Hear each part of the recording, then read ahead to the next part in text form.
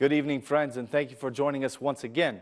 It is now time for our English Flash News edition, which we hold daily at 6 p.m., Monday through Saturday, each weekday. In today's news, the opposition leader, Lulzim Basha, responded very negatively to the recent decision of the Constitutional Court, which ruled in favor of the new territorial reform. Now the Assembly Speaker, Ilir Mehta, has responded with his own reaction to Basha's statements on the issue. Ilir Mehta expressed that he was very disappointed by Basha's attitude. According to Mehta, the opposition is guilty of having double standards because they complain that the majority does not implement the Constitutional Court's decisions, but they do not follow the decisions of the court themselves. Mehta said that the reform was not meant to change the election outcome, as the Democratic Party claims. He gave his assurance that there are still 12 counties in place for holding political elections, just as there were before. According to Mehta, the new division actually favors Basha, as his municipality has been doubled. Mehta also announced that the parliament will soon decide on the president's decree for the new Bank of Albania governor, and that a hearing for the Bank of Albania Supervisory Council will be held on Friday.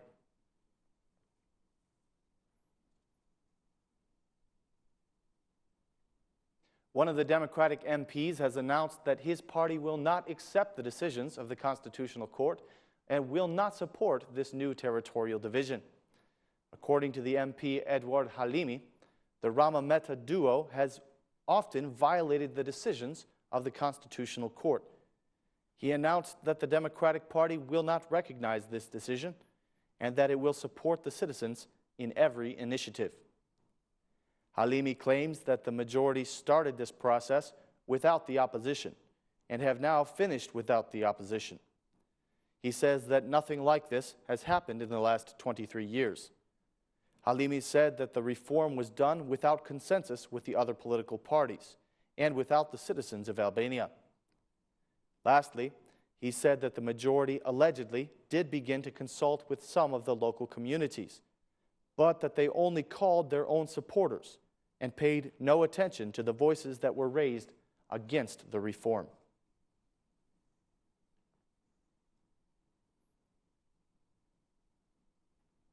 Just 3 months after the new territorial reform was approved, the majority has already begun to make their changes to it. The majority approved several amendments to the reform today, even amid the heavy debates that are still going on. Recently, the Constitutional Court rejected an appeal by the opposition to overturn or postpone this territorial reform. Now they have already begun to amend it themselves. The amendments were proposed by a deputy of the Socialist Movement for Integration, Vangel Tavo. He proposed the idea of creating a minority municipality in Yargutsat, a plan that caused a great deal of debates among the Socialist Party. Some members of the party are in favor of this new idea, and of course, some are against it. The proposal of the Socialist Movement for Integration MP, Vangel Tavo, was opposed by the Socialist MP, Bashkim Fino. This debate did have the effect of revealing a silent pact that the Socialist Movement for Integration had made with the Socialist Party to create minority municipalities. This revelation was followed by debates between the Prime Minister and the head of the Human Rights Unity Party. The Human Rights Party leader once cast his vote differently, but today he came out in support of the proposal. Despite the debate and the votes against the idea by MPs Fino and Peza, the Law Commission ruled in favor of the amendments, making their very first change to the law that was passed just 3 months ago.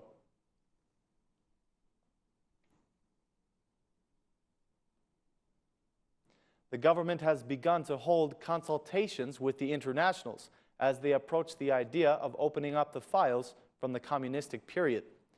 Minister Eryon Valiaj has announced that the German model will be followed. He feels that with the German model, the process would be free from political interference. The diplomatic representatives of Berlin and Tirana, Helmut Hoffmann, said that although the aim is to follow the German model, Albanians should perform the process by themselves, without any intervention from internationals. He was surprised about the attitudes and the debate surrounding the opening of the communist bunker some weeks ago. The OSCE ambassador, Florian Raunig, has asked the politicians to stay away from the process of opening the files. He gave a formula of 5 points for conducting this delicate process correctly. The head of the Security Committee, Spartak Braho, demanded that a special commission should be set up to deal with this process.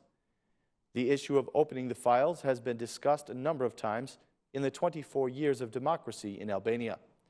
But our country is the last ex-communist country that has not yet performed this important task.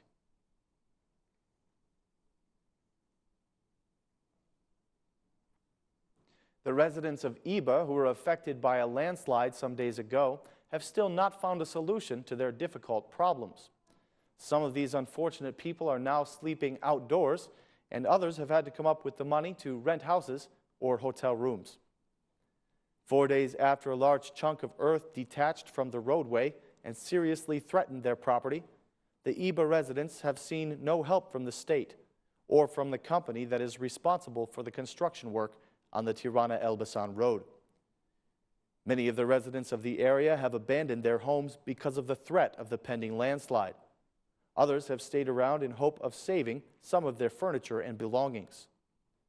The company that is constructing the road has not yet offered any solution or compensation to the inhabitants of the area after their construction work caused a massive landslide that threatened all of their homes. The damage that has been done to the road is yet another problem for the local residents, as well as citizens that are traveling to Elbasan.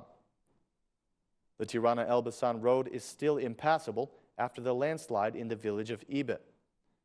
Citizens are currently having to travel about 1 kilometer on foot to bypass the collapsed area.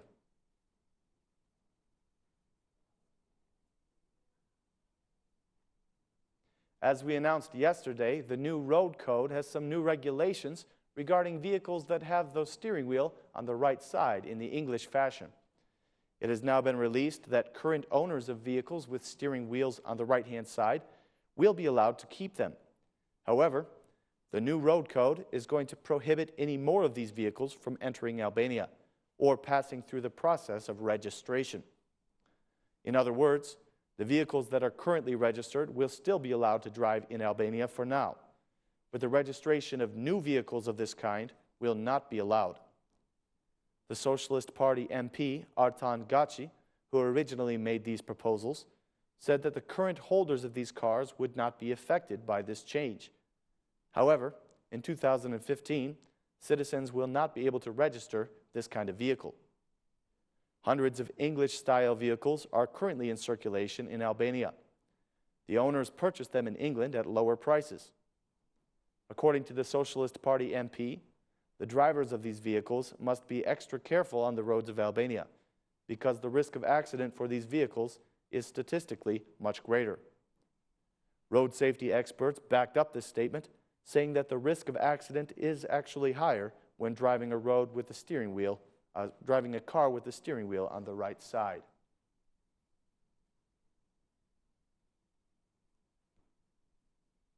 An important meeting is being held in Belgrade with the intention of increasing Chinese investment in the entire Balkan area. The summit of Central and Eastern European leaders is being held in Serbia, and it will be chaired by the prime ministers of China and Serbia. Chinese Prime Minister arrived in the Serbian capital last night and was greeted at the airport by his Serbian counterpart. The focus of this meeting, which is being attended by several of the leaders of the region, will be increasing the Chinese investments in the Balkan area. Prime Minister Rama, Minister Hajinasto, and Minister Ahmetai will be present at this meeting. There are no representatives of Kosovo in the forum, and Croatia will be represented by their Vice Prime Minister. China is preparing a fresh push of investments into Central and Eastern Europe, promising more than $10 billion in loans for energy and infrastructure projects. These projects will be discussed at a summit in Belgrade. China is seeking a new foothold on the continent outside of the European Union under a strategy that they adopted in 2012. The Prime Minister of China arrived in Belgrade late on Monday night for a 4-day visit, and will meet the leaders of 16 Central and Eastern European countries, all hoping to attract Chinese funding.